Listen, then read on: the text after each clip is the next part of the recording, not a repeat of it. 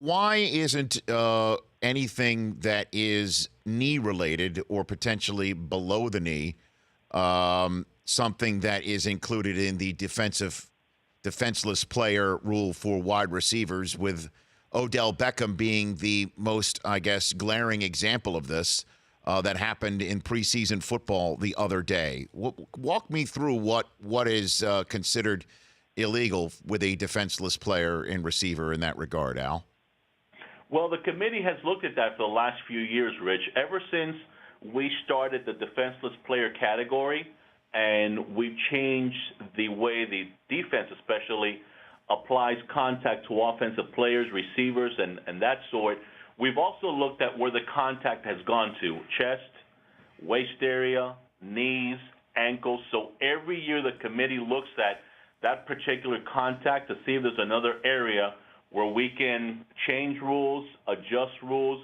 Right now, the committee has not made any changes in those areas, so it is still legal to contact the receiver in that area after even when they are defenseless, unless you don't obstruct other fouls like pass interference or holding or things like that. But when it comes to defenseless player category, it still pertains to the neck and head area. But again, every year we look at not only injuries, but contacts. And one of the plays that we'll look at, obviously, this offseason, Rich, is the Odell Beckham contact, which happened the other night. Yeah, because we've spoken to some players saying, hey, you know what, that's football.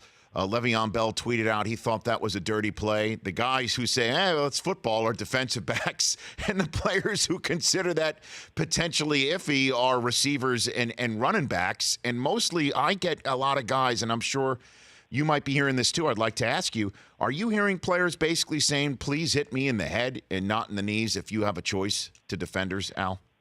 No, I have not heard that, but I have heard players, and we've heard from clubs and personnel saying that we must keep looking at where the contact is being made. And again, Rich, remember, it's all about safety.